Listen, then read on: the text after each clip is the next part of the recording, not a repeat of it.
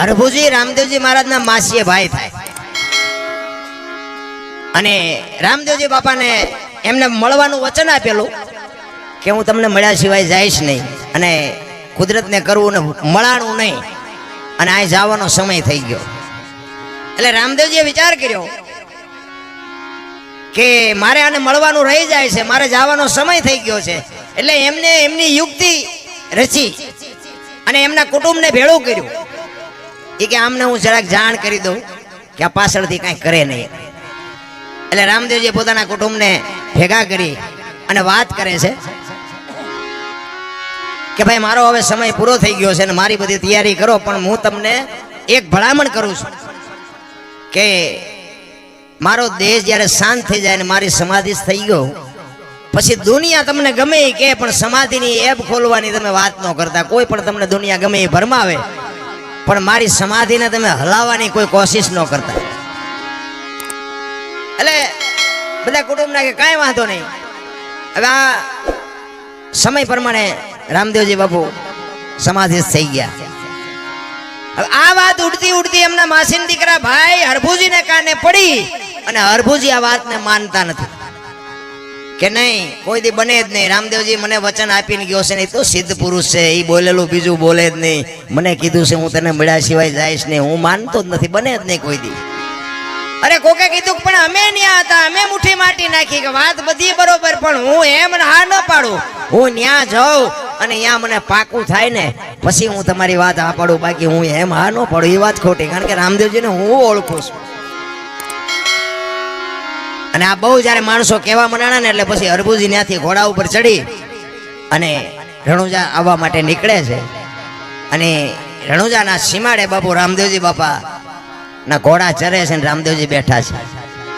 અહીંયા બાપુ હરભુજી આ વાણી એટલે કે હરભુજીને હૈયે હરખ અપાર ઘોડલા ચરંતા દીઠ્યા રામા પીરના.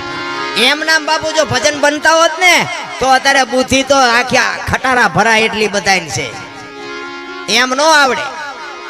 અહીંયા બે જણા હરભુજીને એમ થયું કે દુનિયા કેવી ગાંડી છે. આ રામદેવજી આ બેઠા છે, મારા બેટા કે ખોટી આવી બધી વાતો કરે. રામદેવજી સમાધિ લઈ ગઈ, સમાધિ. આ રામદેવજી તો હાર્યા.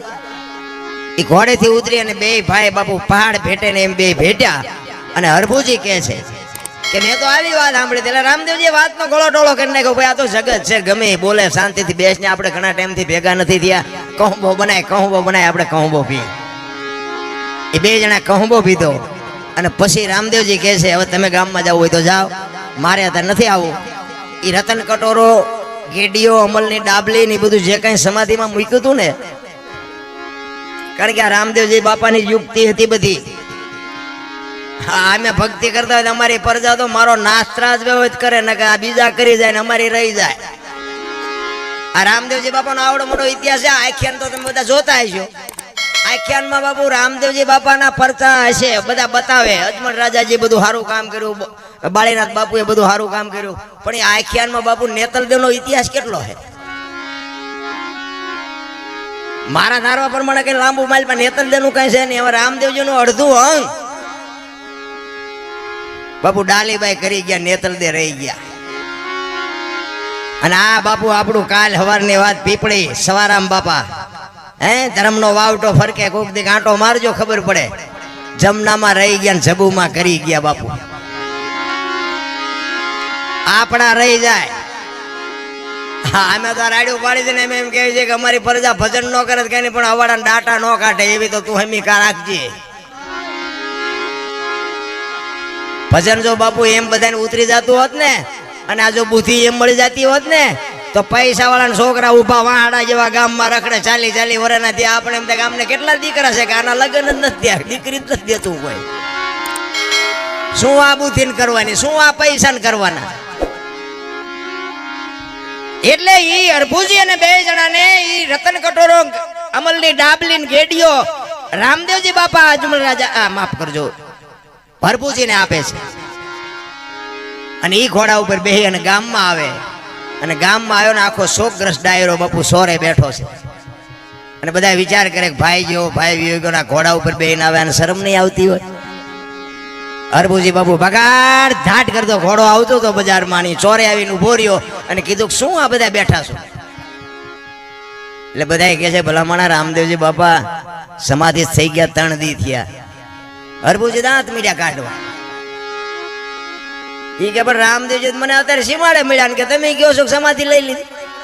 એ કે શું આ ગામ આખું ગાંડું તું એક હાથો. ઈ કે પણ આ જો રતન કટોરો ના અમલની ડાબલી ના બધું મને અત્યારે રામદેવજી આપ્યું અને બાપુ શંકા જાગી આમ. આપણે સમાધિ દઈને આવ્યા ને પછી કે વાંસ માસું મારી નીકળી ગયા હાલો ખોદવી. આપણા જ આપણું લોહી પી ગયા છે. આખી દુનિયામાં બાપુ ઇતિહાસ ખોલવા જ ખોલજો. અને અહીંયા બાપુ સમાધિએ ગયા અને બાપુ આમ તૈયારી ઘા કરવાની તૈયારી કરીને બાપુ આકાશવાણી થઈ. એ તમારી જાતના મેં તમને પહેલા કીધું હતું ઈ કે આ હવે તમારે અહીંયા કાયમ દુકાળ પડશે અને કાયમ માગી ખાજો. હવે હું સૌરાષ્ટ્રમાં જાઉં છું બાપુ. પહેલું પીરાણું આપણું બાપુ ગેબીનાથ અને પાળિયાદ બાપુ ત્યાંથી આ વ્યો આવ્યો. વિચાર કરજો. કોઈ ગામ એવું નહીં હોય કે રામદેવજી નું મંદિર ન હોય, કે રામદેવજી બાપાના વાવટા ન ફરકતા હોય, કે રામદેવજી બાપાનું મંડળ ન હોય, એવું કોઈ ગામ ન હોય. તમે આંટો તો મારી જુઓ કેટલી એની બાપુ શ્વાસ કેટલી. અને રાજસ્થાનમાં બાપુ તમે જો ને જીવા ન હોય તો આંટો મારજો, નકરી ધૂળ ઉડે વાતમાં કાંઈ છે નહીં. બાકી જો રામદેવજીના શબ્દો ઉપર ઉભા રહ્યા હોત ને તો આજ રાજસ્થાન હોનાનું હોત. મારા બાપ અહીંયા કોઈ દી કોઈને ભૂખ કે દુઃખ ન હોત. આજ આપણે બાપુ આપણી માથે કૃપા કેવડી. આ તમે માંડવા ઉભા એના ઉપર નક્કી નથી થતું. હે આપણી માથે આ વરસાદ વરે છે બાપુ. આ કૃપા કેવડી એની. હવે અહીંયા તો એની જન્મ ભૂમિકા હતી, અહીંયા એનું કુટુંબ હતું અને બધું અહીંયા હતું બાપુ. એને તો શું ઘટત એમાં શું બાકી રહે. અને જેટલી આપણી આ દેહાણ જગ્યાઓ છે ને બાપુ બધે અહીંયા પીરનો પંજો છે. એક લખવું હોય તો લખી લેજો. અને પીરની પીરાય વગર બાપુ હરિહર ક્યાંય હાલે નહીં. કેવડી બાપુ આ પીરની કૃપા કેવડી. કચ્છ કાઠિયાવાડ સૌરાષ્ટ્રમાં તમે જાઓ અને રામદેવજી બાપાનું બાપુ ક્યાંય મંદિર ન હોય એવો દાખલો નહીં હોય. જેમ બજરંગદાસ બાપાનું મંદિર ન હોય ને એવી રીતે બાપુ રામદેવજીનું મંદિર ન હોય એવો કોઈ દાખલો ન હોય. કેવડી બાપુ એની શ્વાસ કેવડી. અને આ આકાશવાણી થયા પછી હરભુજીને બાપુ પછી ખબર પડી હો. અરે તારી ભલે થાય તારી. રામદેવજી તું ખરેખર વ્યાઈ ગયા તા તો મને વચન પાળવા, મને વચન દેવા, વચન નિભાવવા માટે મને મળ્યો. અને પછી બાપુ હરભુજી રોયો હો બાપ. અરે રોવામાં બા. અરે મારા બાપ હું તને ઓળખી ન હોય કે હું તારા પગ ન ચાલી કે મારા બાપ તે મને અંધારામાં રાખ્યો. પછી રોતો રોતો કહે છે કે હવે મારે તને મળવું હોય તો કે હવે સમય વિયો ગયો ભાઈ. એટલા માટે આજના સંતોય કહે છે કે તમે રામદેવજી મહારાજનો પાઠ કરો, ચોખા ઘીની જ્યોત કરો, ગુગળનો ધૂપ કરો, થોડી ધજા કરો અને 5 મારા નામના ગાણા ગૌરવજો. હું કોઈ પણ સ્વરૂપે હાજરી આપીશ. બાકી જ્યોત ઉપર ભરોસો રાખજો. બાકી હવે હું તમને ભેગો નહીં થાઉં. આ રામદેવજી બાપાનું પ્રમાણ છે.